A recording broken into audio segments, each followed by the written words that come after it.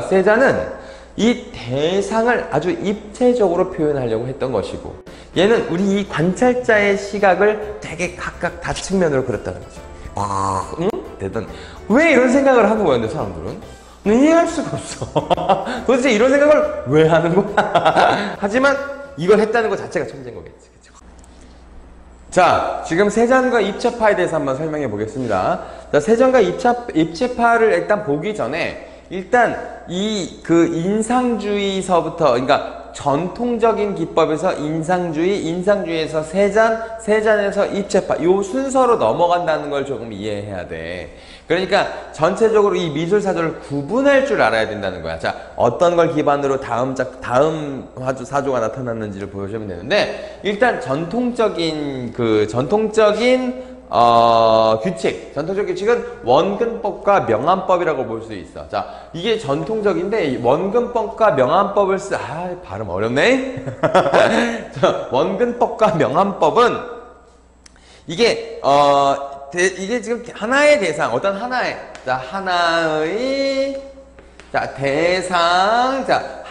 대상의 중심을 두는 기법이지. 자, 그리고 전체적으로 약간 좀 통일성을 중요하게 생각하는 기법이었다고 보시면 되는 거야.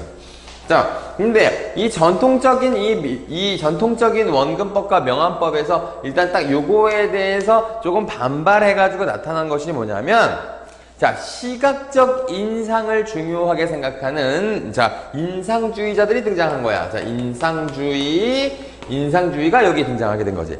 자, 인상주의는 원근법이나 이 명암법을 거부했어. 그러니까 전통적인 규칙에 구애하지 않으려고 했고, 자, 이건 인상주의 우리가 빛의 화가들이라고 하거든. 굉장히 빛을 중요하게 생각한 거야.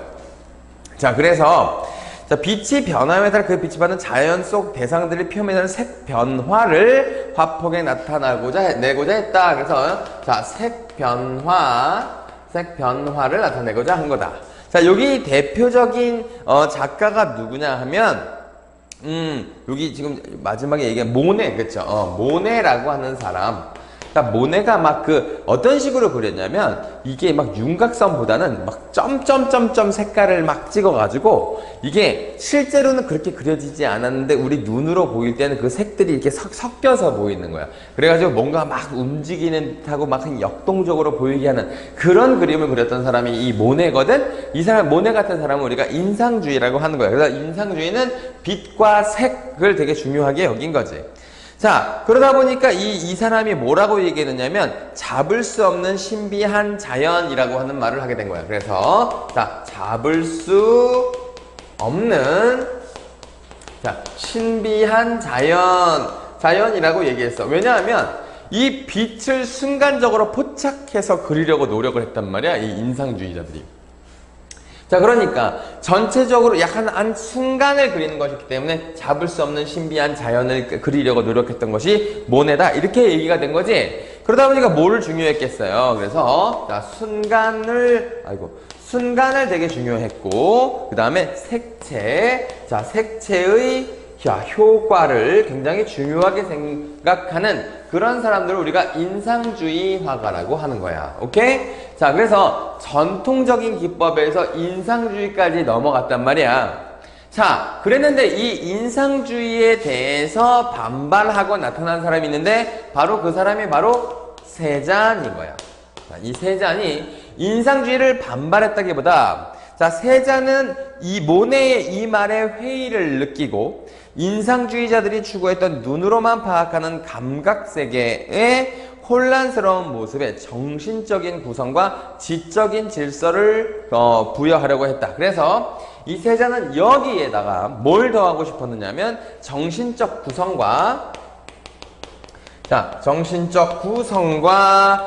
지적인 질서, 지적인 질서를 부여하는 새로운 그림을 그리려고 했다라고 하는 거죠. 그렇죠? 자, 여기 일단 이 기존에 있었던 요 두 가지 특성을 기억하시는 게 좋아요. 왜냐하면 세잔을 계속 설명할 때 이 전통적인 기법, 원근법과 명암법을 거부했던 것, 그런 특징이 드러나는 것도 보여주고, 그 다음에 인상주의가 굉장히 이건 그러니까 순간적이고 색채의 효과니까 굉장히 감각에 의존한, 자, 감각에 의존한 기법이잖아. 근데 이 감각이라고 하는 걸 세자는 조금 다르게 해석을 했다는 거야. 다르게 해석했다는 점을 막 설명하거든요. 그래서 이제 여기서부터 이제 세잔을 조금 더 자세하게 설명하도록 하겠습니다. 그러니까 여기에 전통적인 기법과 인상주의. 자, 인상주의는 자, 감각을 중요시했고, 다 빛을 그리려고 했고, 그 다음에 순간을 굉장히 중요하게 여겼고, 그치? 자, 이렇게 되는 이 전통적인 것에서 이제 세잔이 나타나기 시작하는 거야. 자, 세잔은, 자, 그러면 이제 세잔을 좀 보겠습니다. 자, 세잔은 여기에 대해서 어떤 것들을 되게 강조했느냐 하면, 자, 첫 번째로 강조했던 건 뭐냐면 구조야. 입체적 구조. 자, 입체적 구조. 자, 입체적 구조라고 하는 건 뭐냐면, 자, 세잔을 조금 잘 이해하려고 하면, 여기 이거 사과와 오렌지가 있는 정물, 그거 있죠? 그 그림을 보면 우리가 조금은 이 세잔을 이해할 수가 있거든? 왜 그러냐면, 이 세잔은 보이는 대로 그린 것이 아니야. 보이는 대로 그린 것이 아니라 그냥 구조를 그리려고 한 거야. 자, 우리가 이 사과와 오렌지가 있는 정물 지금 여러분들 그림 보고 계실 거예요. 자, 그거 보면은 이게 현실적으로는 불가능한 구도예요. 그래서 여기 만약에 이걸 이대로 이 상태가 있다고 하면 이 사과는 다 쏟아져 버리거나 막 이렇게 되는 거라고. 그러니까 얘가 각이 막 비틀어져 있는 걸 한 평면 위에다가 막 그려내고 이랬단 말이죠. 자, 그러니까 이게 이 세잔이라고 하는 사람은, 세잔은 자, 입체적으로 그린 거야. 입체적. 그러니까 눈에 잘 보이지 않거나 왜곡돼서 보이는, 우리가 이게 눈으로 보고 있으면 뭔가 왜곡돼서 보이는 부분이 있잖아. 그치? 자, 꺾여져서 사과가 저 안쪽에 숨어 있으면 사과는 반쪽밖에 안 보이거나 작게 보이거나 이럴 거 아니야.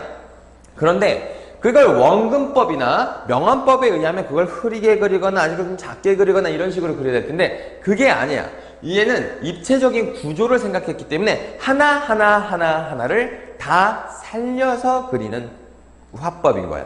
그래서 자, 세잔은 표면의 색이 변한다 하더라도 입체적인 구조는 변하지 않는다는 생각에서 감각적 경험과 지적 원리가 결합된 미술을 만든다. 그래서 입체적이라고 하는 건 뭐냐면, 자, 감각적 경험과 그 다음에 지적 원리.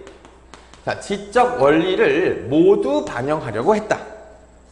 그래서 자, 결합된 미술을 만든 견고하고 영구적인 모습으로 물체들을 나타내고 했다. 자, 그래서 굉장히 자, 견고하고 어떻게 영구적인 모습이다. 자, 영구적인 모습. 그러니까 이 물체를 만약에 사과를 그린다고 하면 사과가 꺾어져서 왜곡돼서 안 보이는 것도 다 보이게 그리는 거지. 그치? 자, 그림이란 선면색이 구성된 조형색이라는 관점에서 지적이며 합리주의적인 자, 세계를 만들어내려고 한다. 그래서 자, 합리주의를 추구했다. 이런 관점에서 세자는 모든 자연 속의 대상은 원통, 뿔, 구로 환원된다. 자, 이건 입체적인 모습이잖아요. 그쵸? 자, 입체적인 모습을 좀 단순화한 거야. 어떻게? 자, 원통, 원뿔, 구. 원통, 원뿔, 그리고 구라고 하는 입체를 이용하려고 했다. 자, 그래서 나름대로 독특한 공간 구성법을 가지고 있다. 그래서 독특한 공간 구성을 가지고 있다. 자, 그걸 보여주는 그림이 아까 얘기했던 사과와 오렌지가 있는 정물이야. 오케이? 자, 그러면 이제 사과 오렌지 있는 정물을 한번 설명해 보겠습니다. 자, 기존의 인상주의 화가들은 잘게 쪼갠 색이나 점들을 이렇게 아까 내가 찍어가지고 색을 드러냈다고 했잖아. 자, 그런데 이 사람은, 이 세자는 어떻게 그러냐면 요거와 달리 얘네들은 굉장히 점으로 찍어서 색을 표현했거든. 그렇게 안 하고 얘는 넓게 바른 색을 이용했어요. 바른 색. 그러니까 여러분들이 생각하는 그냥 쭉 색칠하는 그 색이지, 그걸 계속 덧입혀서 그린 그런 구조로 그렸나 봐요. 자, 그렇기 때문에 어떻게 보였느냐면 무겁고 단단해 보입니다. 그래서 자, 무겁고 그 다음에 단단해 보이는 그런 그림을 그렸다. 그래서 또 전체적으로 안정감 있고, 자, 안정감이 느껴지고, 자, 그 다음에 어떻게? 꽉 찬 느낌을 준다? 찬 느낌을 준다. 자, 이렇게 설명을 했다고요. 자, 세 잔의 사과, 오렌지, 꽃병, 식탁보 등을 약간 기하학적인 형태를 염두에 두고 그렸는데, 그래서 기하학적인 구조, 자, 학적인 구조를 가지고 염두에서 그렸는데, 이건 이제 그림을 좀 보고 설명을 하면 될 텐데, 여기 지금 아마 내가 그림을 만약에 띄울 수 있으면 띄울 거예요. 그림을 띄울 텐데, 이 그림을 보시면 어떠느냐 하면, 여기 그 접시 보여요? 이 접시? 여기 이게 사과가 놓여있는 접시 있죠? 사과는 접시가 아니고 뭐라고 하죠? 오렌지를 담은, 접시는 꽃병이나 꽃병부터 봅시다. 자, 이 꽃병이 약간 살짝 기울어져 있다. 이거 좀 느껴지나요? 꽃병이 살짝 기울어져 있다. 자, 그 다음에 꽃병의 왼쪽에 오렌지를 담은 접시가 있잖아요. 그치? 이렇게 생긴 거. 이게 높이 있는 거 있잖아. 높이 있는 거. 높이 있는 거는 오렌지를 담은 접시는 어떻게 보였어요?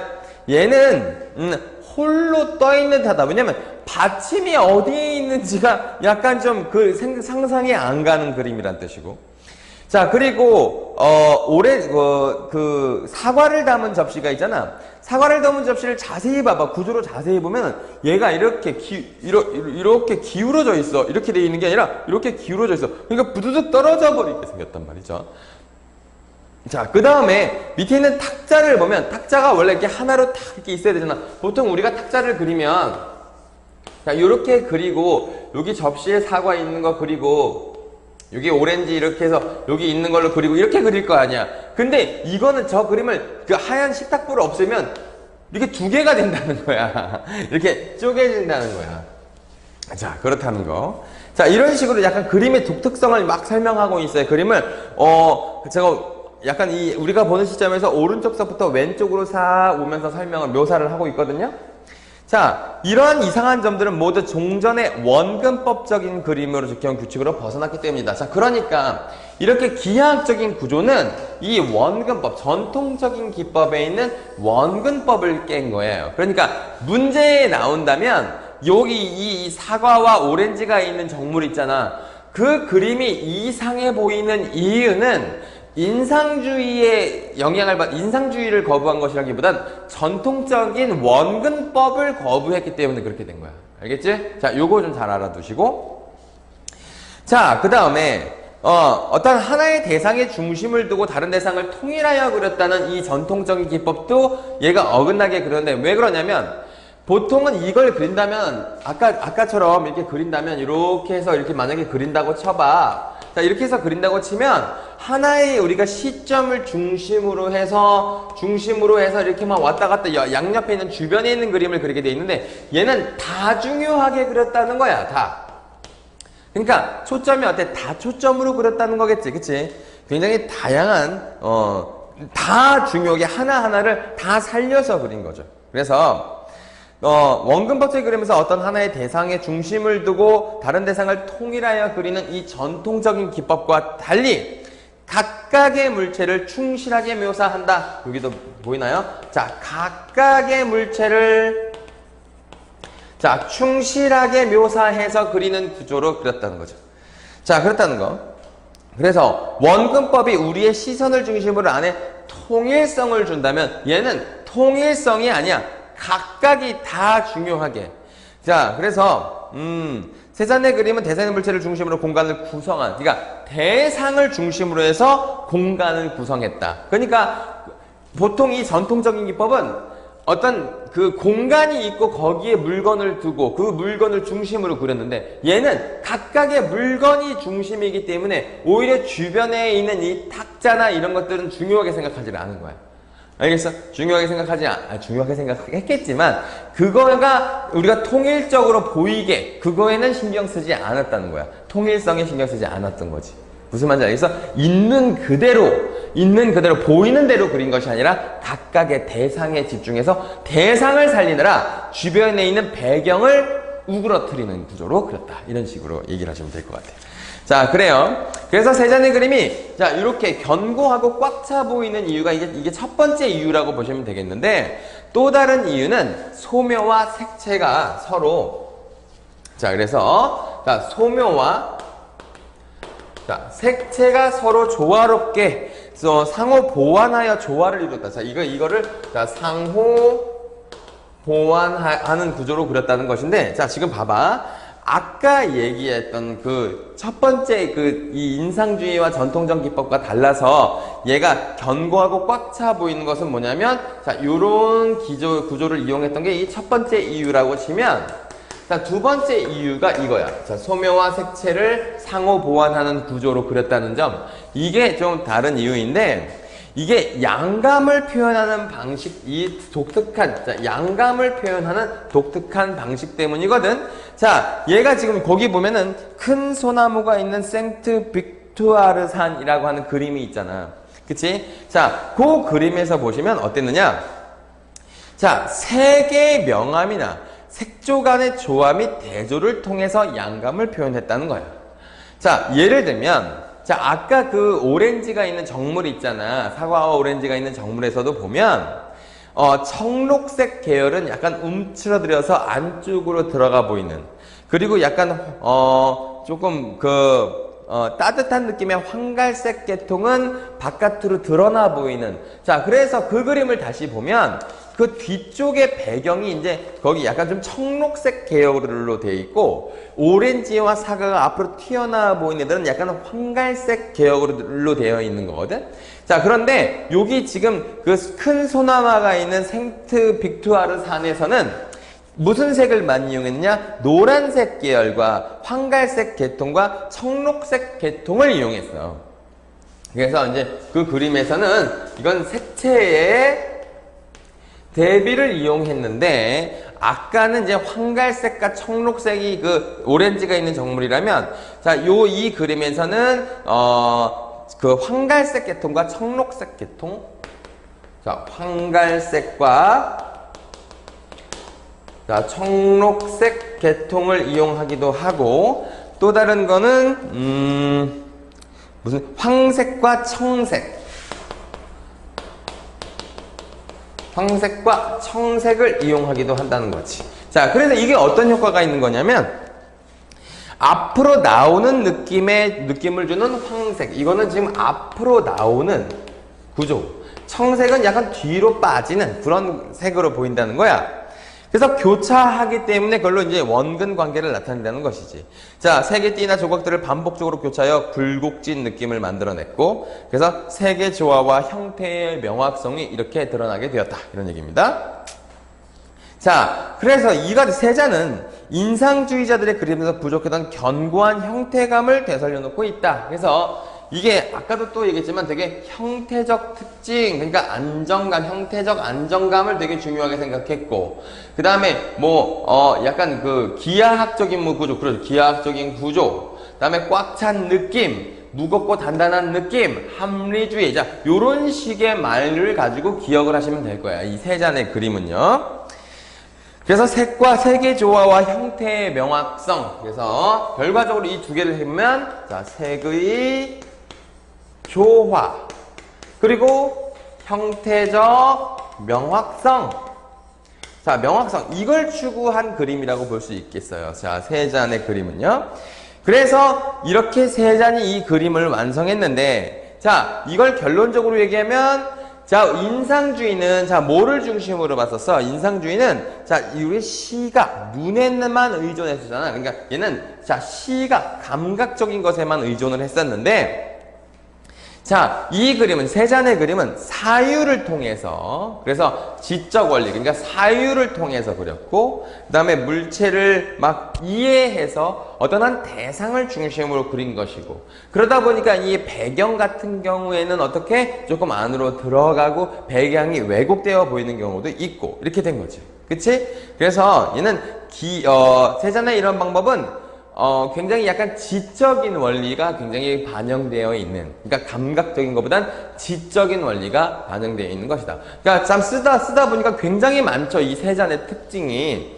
근데 여러분들도 지금 내가 이걸 다 적지 못했는데 여러분들도 세 잔의 특성은 네모 표시를 해가지고 각 교과서마다 자 네모 이건 세 잔의 특징이다 이렇게 표시해서 모아보시면 요 정도가 됩니다. 크게 두 가지였죠. 기하학 형태적 안정감, 그 다음에 소매와 색채의 상호 보완적인 그런 특성을 드러내서 요 두 가지 특성을 가지고 지적 원리, 그 다음에 영구적이고 합리주의적인 특성, 그 다음에 공간 구성, 자 이런 것들, 그리고 무겁고 단단한 느낌, 꽉 찬 느낌을 표현해냈다 이렇게 보시면 될 것 같아요.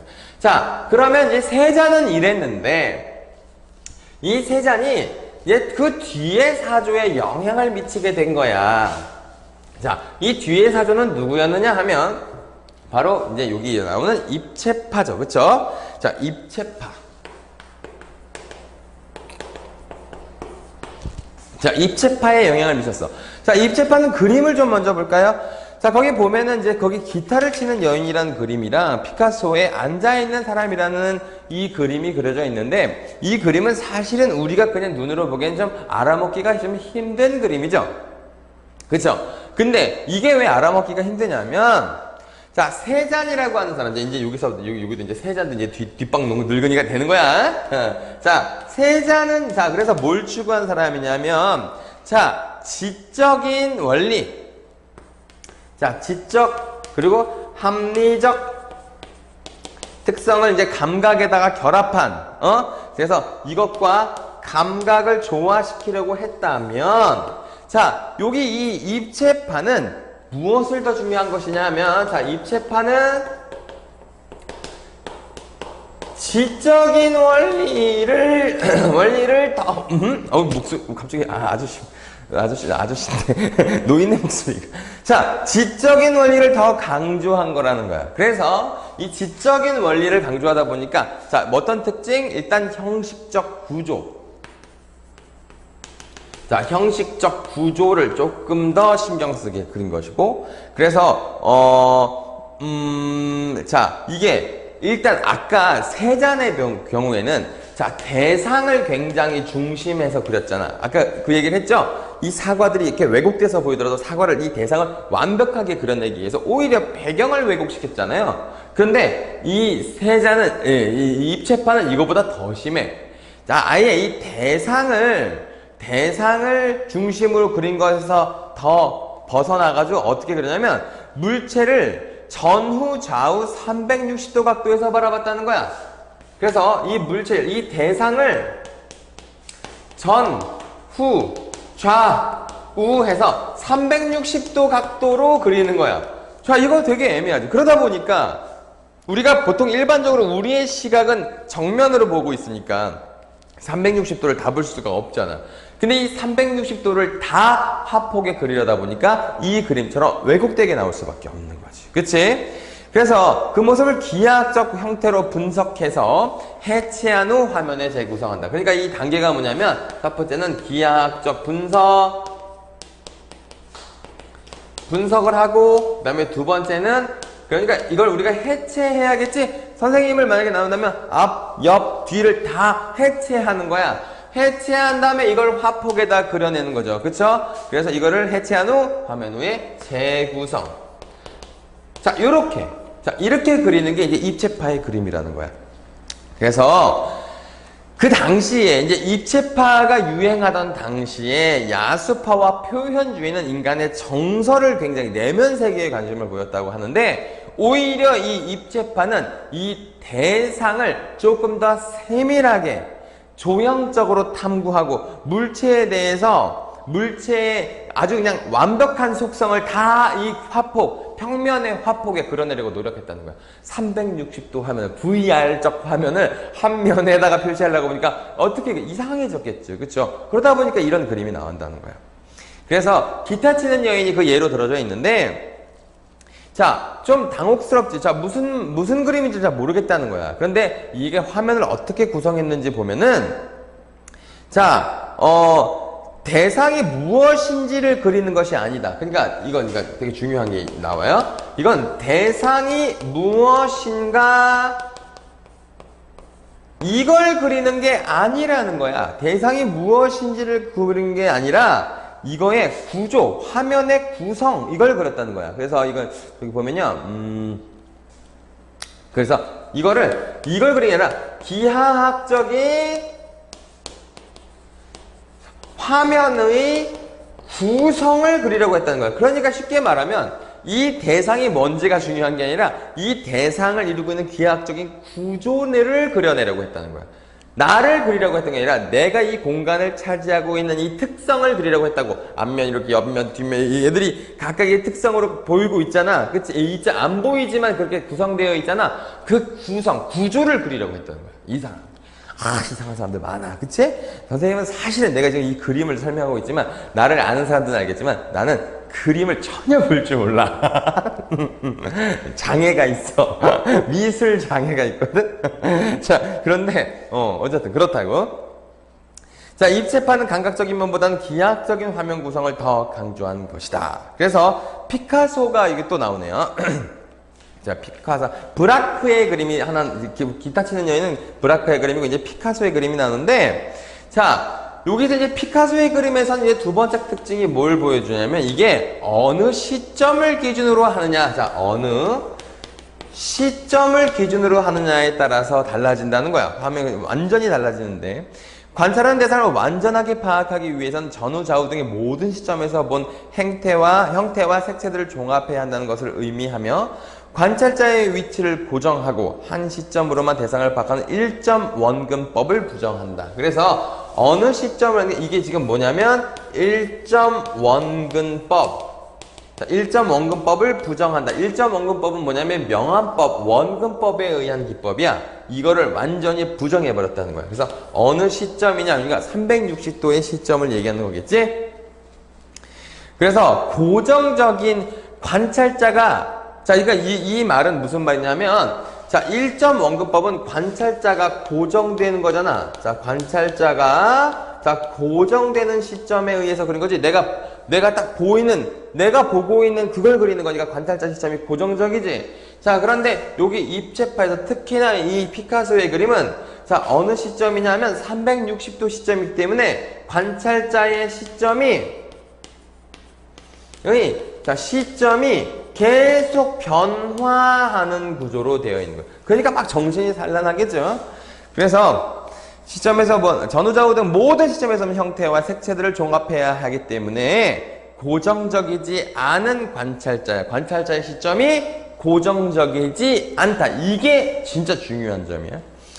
실제로 우리는 원근법의 방식과 다르게 대상을 관찰하고 파악한다. 우리는 눈은, 자, 근데 이게 오히려 좀 이게 독특한 시점인데 이건 좀 지워도 될 것 같아. 자, 이게 오히려 우리가 실제와 부합한다고 생각한 거야. 왜냐면 우리가 어떤 물건이나 사물을 볼 때 실제로 앞에서만 보고 있지만 실제로 우리는 이 눈을 계속 시시각각으로 바꾸면서 옆도 살짝 보고 위도 살짝 보고 아래도 살짝 보고 이게 되게 사실은 이게 우리의 시점이 딱 고정되어 있는 게 아니라 막 움직이면서 보잖아. 그치? 자, 그거를 화폭에 그리려다 보니까 이렇게 그려진다는 거지. 그치? 자, 그래서 실제로 대상을 관찰하는 방식에 따라 다시점, 그러니까 다시점이죠. 그러니까 여러 가지 시점. 그래서 다시점으로, 이 다는 여러 가지, 여러 개의 그 다자이잖아. 여러 개의 시점으로 우리가 궁관을 구성하려고 한 것이다. 자, 마지막 마무리하겠습니다. 세잔과 입체파의 작품들은 기존과 다른 미술에 대한 새로운 관점을 담고 있다. 이게 좀 중요한 말이 나와서 이 마지막 부분을 좀 볼게요. 우리도 이들처럼 그림을 새로운 관점에서 본다면 어떤 결과를 얻을 수 있을까? 이렇게 했어요. 자, 그림을 새로운 관점으로 볼 필요가 있다는 거야. 있는 그대로를 그리는 것이 더 이상 그림이 아니라 우리가 약간 이 입체파 애들은 우리가 눈이 어떻게 변하느냐를 다 표현해주고 싶었던 거잖아. 그치? 그 다음에 세잔 같은 경우는 그 대상 하나하나를 다 표현해주고 싶었던 거지. 그러니까 두 개가 다르지. 그치? 세잔은 그 대상 하나하나를 다 그리려고 했던 것이고, 이 입체파는 우리의 시점 하나하나를 다 그리려고 했던 거야. 그쵸? 그걸 한 화폭에 표현하고 싶어 했던 것이. 그쵸? 그러니까, 그 무엇을 그렸는가의 관점에서 주로 우리가 이제 저게 뭐지? 이렇게 생각하면서 그림을 봤다는 거야. 근데 세잔과 이 입체파는 그렇게 보면 안 된다는 거지. 그래서 자, 어떻게 화면을 구성해내고 있는지를 관점에서 봐야 된다. 그러니까 얘는 뭐야? 아까 세자는 이 대상을 아주 입체적으로 표현하려고 했던 것이고, 그치? 대상을 지적이고 합리적, 감각에 너무 의존하지 말고 감각을 벗어나서 그 대상을 중심으로 그렸다고 하면, 얘는 우리 이 관찰자의 시각을 되게 각각 다측면으로 그렸다는 거죠. 그치? 그런 식으로 화면을 새롭게 구성한다는 거야. 있는 그대로. 우리가 딱 한 장면, 정지장면, 사진 같은 한 정지장면을 그리는 것이 아니라. 자, 그래서 새로운 관점을 지니면 전혀 다른 미술 세계를 경험할 수 있어. 선생님도 보니까, 내가 이거를, 내가 이걸 알 수 있겠어. 내가 아까 얘기했듯이 내가 그림과 예술에 약간 좀, 시각이 없거든. 없는데, 이 설명을 듣고 이 그림들을 보니까, 그럴 수도 있겠다. 이런 생각이 들더라고. 대단. 왜 이런 생각을 하는 거야, 근데 사람들은? 이해할 수가 없어. 도대체 이런 생각을 왜 하는 거야? 하지만, 이걸 했다는 것 자체가 천재인 거겠지. 그쵸? 우리는 실제로 눈을 고정해서 보지 않고 막 움직이면서 본다. 이거를 그림에 그려내고 싶었다. 발상 자체가 굉장히 멋있죠? 그리고 실제로 대상은 다 대상이 있는 것인데 우리가 하나의 시점으로 봐서 그릴 필요가 없다. 대상을 다 그려주면 된다. 예. 자, 그러면 이제 문제를 한번 보도록 하겠습니다. 자, 문제는 선생님이 원래 이게 프로젝셔널 쏘기도 해보고 저게 여러 가지를 다 해봤는데 이게 제일 나은 것 같아서 이렇게 합니다. 기계치야. 기계치라고 그래. 자, 선생님 이런 거 잘 못해 원래. 자, 그러면 이제 여기 첫 번째 문제부터 한번 보겠습니다. 자, 첫 번째 문제. 자, 이 글에 대한 설명으로 가장 적절한 것은? 이라고 하는 문제네요.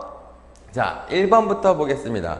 미술사의 흐름과는 무관하게, 여기서 일단 X가 되겠죠. 그쵸? 무관하게가 아니죠. 이 미술사의 흐름대로 갔잖아요. 전통, 인상주의, 세잔, 입체파. 이 순서로 갔기 때문에 이거는 사실은 통시적으로 그렸다. 통시적으로 썼다. 이렇게 봐도 맞는 거예요.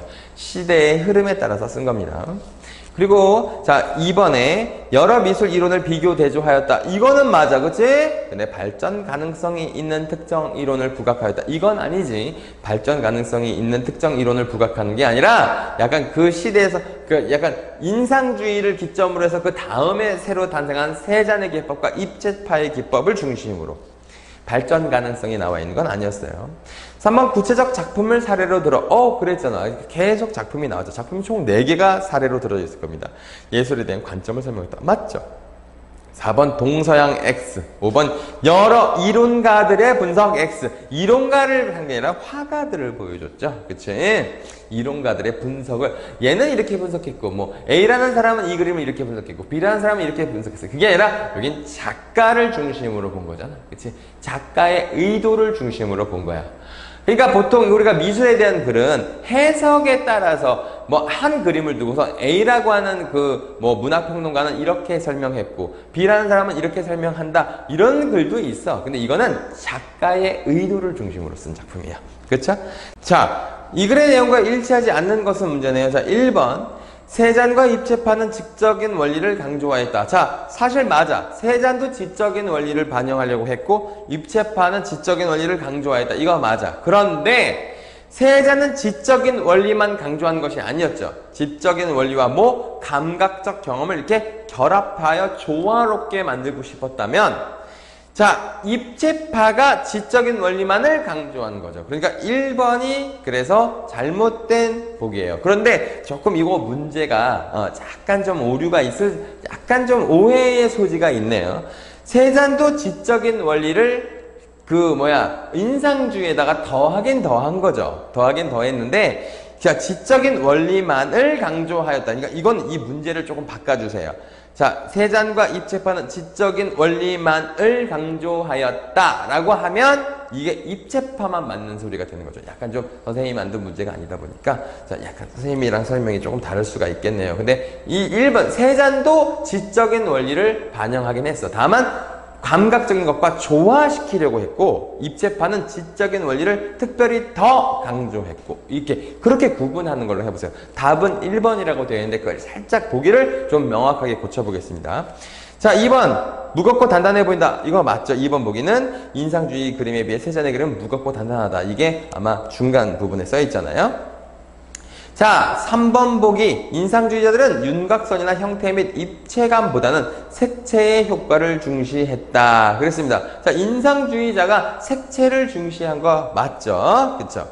자, 그래서 그 입체감은 이거 입체감이 누구냐면 입체감은 뭐 세잔이나 이거 입체파가 아니고 입체파가 아니고 약간 원래의 그 전통적인 기법이 사실은 원근법도 입체적인 걸 표현하기 위해서야. 근데 여기 이 입체파가 말하는 그 입체와 저기 얘가 그 원래 전통적인 기법에서 입체가 조금 차이가 있을 뿐이에요. 오케이? 어쨌든 3번도 맞는 보기죠. 4번에 세자는 감각적 경험과 지적 원리가 결합된 미술. 이거 그냥 맞네요.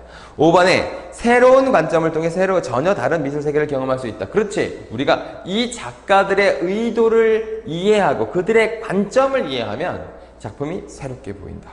선생님도 오늘 그랬어. 그랬다. 얘기했습니다. 자, 다음 문제로 가볼게요. 자, 다음 문제는 윗글의 내용과 일치하는 것은 문제입니다. 자, 1번. 인상주의자들은 원근법이나 명암법 같은 규칙을 철저하게 따랐다. 아니야. 인상주의자들도 원근법과 명암법, 이 전통적인 기법, 아까 여기 써있던 거 기억나니? 자, 전통적인 기법에서 좀 벗어나서 색이나 빛을 그리려고 했던 사람들이었기 때문에 이걸 깼던 사람들이 맞아. 인상주의도 굉장히 파격적인 기법이었어. 왜냐면 색을 이렇게 점점점점 표시해서 이게 윤곽선보다는 약간 점점으로 우리 눈의 시각에 약간 좀 뭐라지? 이거 속임수를 주는 약간 이런 느낌으로 그렸단 말이에요. 그래서 막 이렇게 일렁일렁 그리는 그런 느낌으로 보여. 이 인상주의 그림은. 자, 2번. 그래서 2번은 철저하게 따른 거 아니야. 이건 전통적 기법이지. 2번. 빛이 변함에 따라 대상의 표면에서 일어나는 색 변화로 바쁘게 나고자 하는 경험은 입체파가 아니라 이게 누구라고? 이게 인상주의야. 색 변화를 그리는 건 인상주의. 자, 그거 2번은 인상주의라고 바꾸세요. 자, 3번에 세자는 감각적 경험보다 지적인 원리도 강조했다. 지적인 원리만을 강조한 건 입체파잖아. 그렇지? 세잔을 지우시고 입체파로 고치시면 이 보기도 맞는 보기가 되겠죠. 4번에 입체파는 세잔과 달리 기존과 다른 미술에 대한 새로운 관점을 담고 있다. 둘 다 새로운 관점을 담고 있으니까 4번 보기도 틀린 거야. 5번은 입체파는 다시점. 그쵸? 아까 다시점 360도 시점이었죠? 단시점을 이걸 거부했다. 이렇게 했잖아.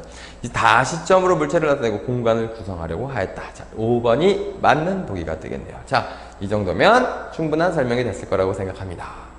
시험을 잘 보셔야겠죠? 네. 구독, 좋아요 누르는 거 잊지 마시고 좀 눌러! 그게 뭐 어려워? 그냥 눌러 좀. 고!